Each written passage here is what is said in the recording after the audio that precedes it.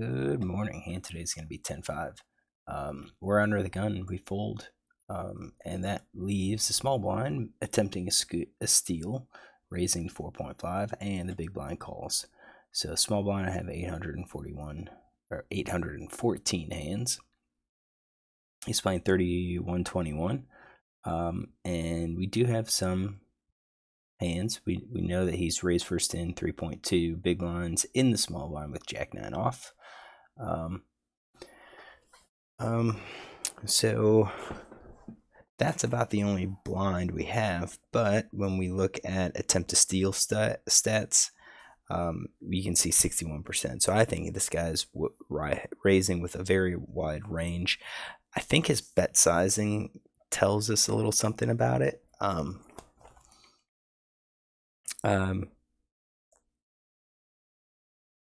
I mean, since he raised 3.2 one time and now he's up to 4.5, it could be that he has something like a good pocket pair and he's hoping to charge or make a lot more money off the hand because player will call. That's a possibility. But I think I'm putting together a range like this. This is 62%, not 61, but 62. I think it's close enough. We could probably, if we wanted to, take out the suited jacks to get us down. I think I will do that. Leave the suited aces, suited kings, suited queens, offsuit aces, offsuit kings, big cards, basically. What about the other guy? The other guy, we don't have as much information. We've got 69 hands on him. He's playing 18-12, which to me suggests he's going to be quite a bit tighter. We just don't have the number of hands on him for the steal attempts. So attempt to steal, 3 out of 8. Fold to steal is 1 out of 2. So, basically 2 times he's been in the situation, he's called once. In terms of notes on him, this was the guy that raised first in with Jack 10. I believe he bet and then he checked. The turn basically gave up because he missed. So I'm going to say that this guy's going to probably be tighter. I think we went over with queens plus ace king. It's just kind of a standard. That's his 3-bet, 1 out of 28. And we do have ace queen suited ace king. That's his 3-bet range. So I think we could leave that range as is. I think pocket pairs are strong calls here. I think some of these suited connectors are strong calls. I think suited aces, actually just ace x in general, people would call because if they have the ace, they know it's harder for you to have the ace. So we're at 26. If we want, we could kind of narrow down the suited connectors and just kind of eliminate them. But I think we're going to go with this range. So the flop comes down 7-6-3 with 2 clubs. So this is going to mostly miss that guy. Villain 1 has such a wide range that he could have theoretically hit this board. He could have trips, he could have 2-pair, he could have the straight. So he bets, he leads half pot. I'm not too surprised by this. He has the lead. It seems like when he has the lead, he does bet. So the last time he was in the small blind, he bet 50%. This is 50% again. Pretty consistent.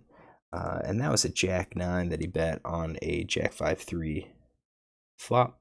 So he bet when he hit top pair. I think he's probably betting without top pair too. His C bet's at 70%. That's in position. It's about 58% out of position. I think on this board he's betting. He's betting quite a bit. So we'll give him the gut shots. Those are going to be in there. Top pair plus. We're going to say middle pair. Probably bottom pairs as well. I mean, he's got bottom pair 3 with the ace kicker or the king kicker or whatever. That's 57%, which is actually pretty decent. Question is, would he continue betting with the overcards? That's going to add like a massive range, massive frequency. We can kind of narrow it down and just say like the aces, like ace king, ace queen, ace jack, probably maybe king queen, and say he checks everything else. Or we can just say maybe he restricts it to just the backdoor flush draws. At some point, I do think we're going to have to include some of those hands.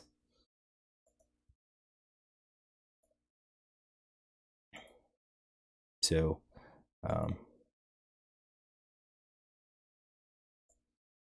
I think we just include like those hands in like a c-bet range. I do think people tend to bet those. They would bet those, and if they don't improve, then they often check the turn. So he bets half pot, and big blind calls. So interesting here. Fold to c-bets 50% when out of position. I do think he can fold. I don't think he's folding any pair. It's going to be hard for him to fold any of these pairs, even pocket twos. I think pocket twos call. We'll give him gut shots as well. But I don't think I'm going to really give him overcards or a 2-card backdoor flush draw.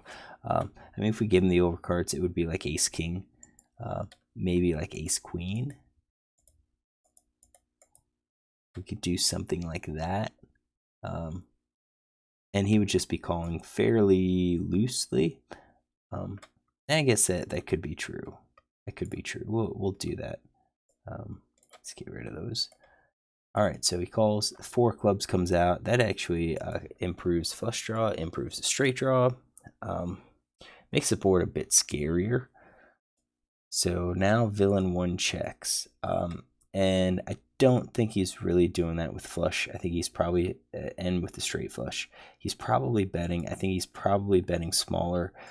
We've seen this situation where he bet 50%, and then all of a sudden on the turn he bet 1 big blind and then called a 5x raise. He had top pair that hand, but that was because the queen improved. The queen changed the board, and he still bet a little bit. He didn't bet here, so it kind of makes me think that he probably doesn't have a flush or a straight. I think the set and 2 pairs probably unlikely to. I kind of think those are going to be hands that he probably bets here. I don't think he's going to get, no. With the flush on board, I think sets and 2 pair definitely could probably check here.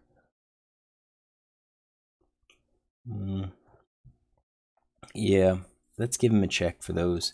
We're going to give him a check for top pair, middle pair. He's probably just going to be shutting down a bit.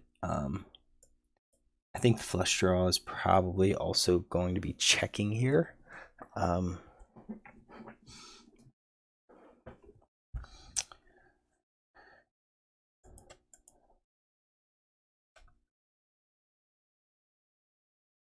Yeah, I think so.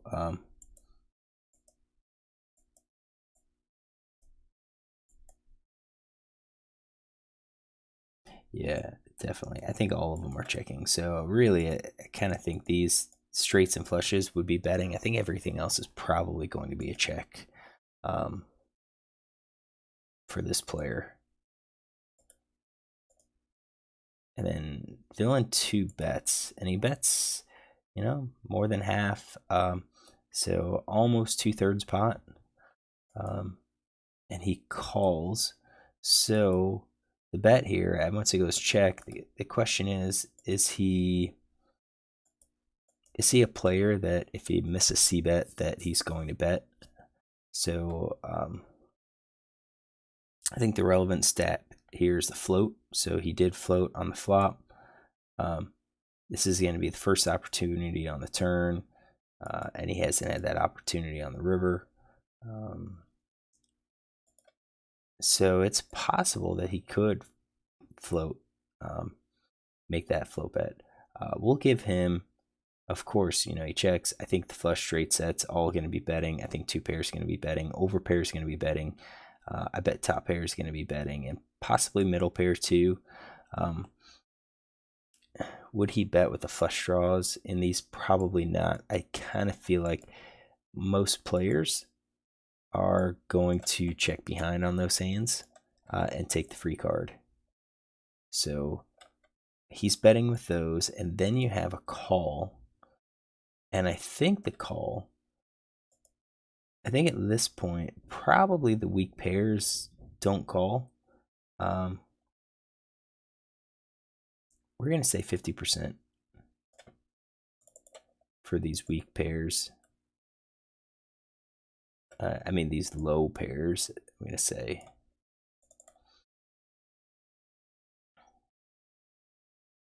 I think middle pair's calling, top pair's calling. And then I think nut flush is calling, second nut's calling. Probably the third nut is calling. Would any of the weaker hands call? Probably not. So I think that's going to be his calling range. So we've got our raising, we've got our calling. River comes out with 4 of hearts. Villain 1 checks, and it goes check, check. So if he was calling with the hands that he did have, I do think quads in a full house possibly would be leading here, as they just improved.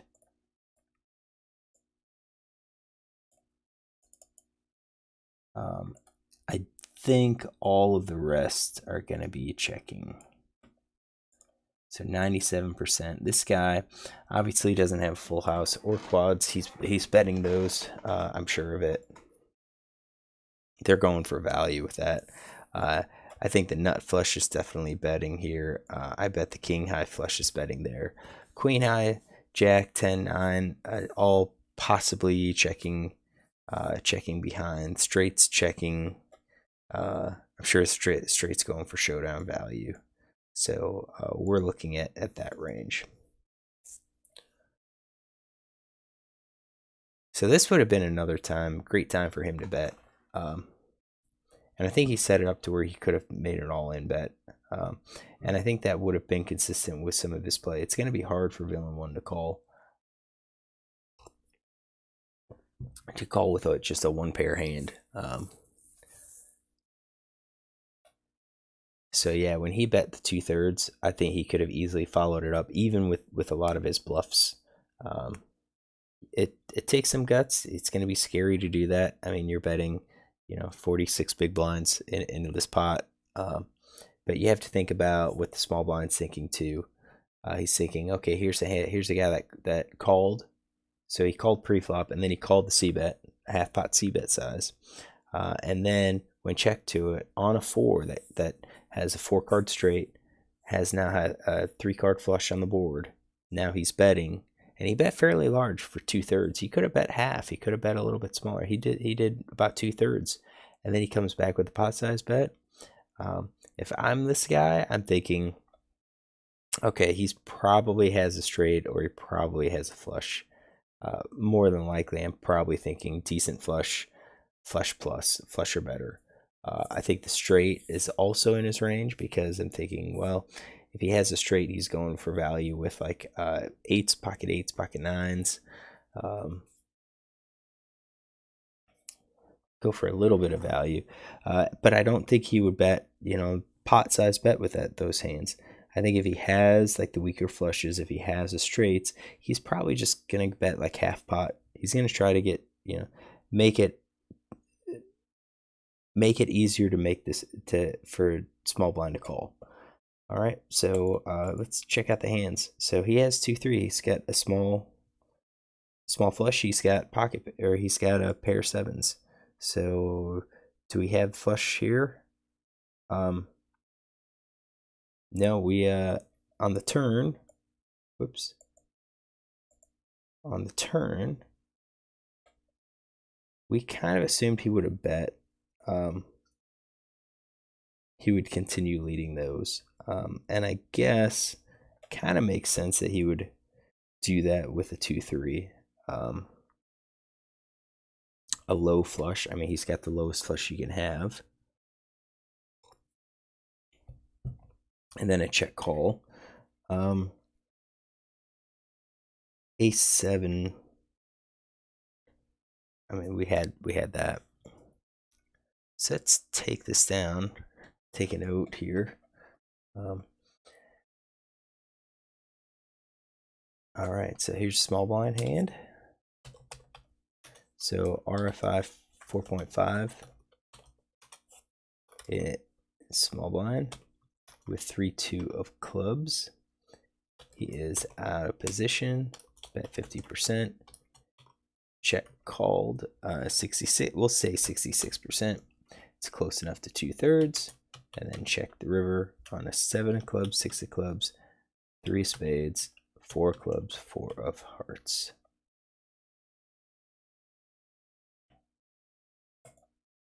All right.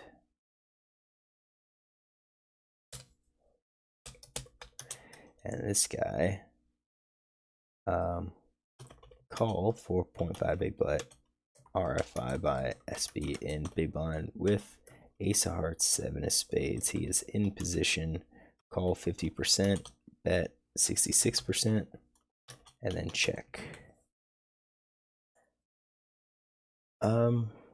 So really, I don't fault any of their play. I think ace-7's too strong to continue that river bet.